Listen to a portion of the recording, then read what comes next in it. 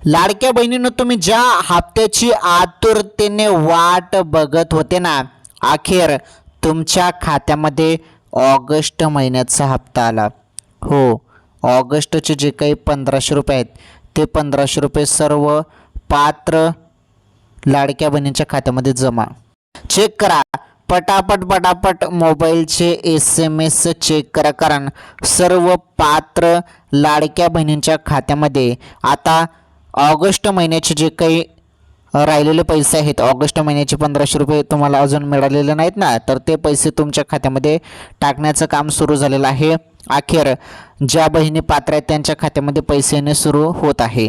अचानकपणे कोणत्या क्षणी तुमच्या खात्यामध्ये पैसे दिला, आता वेळ झालेला आहे.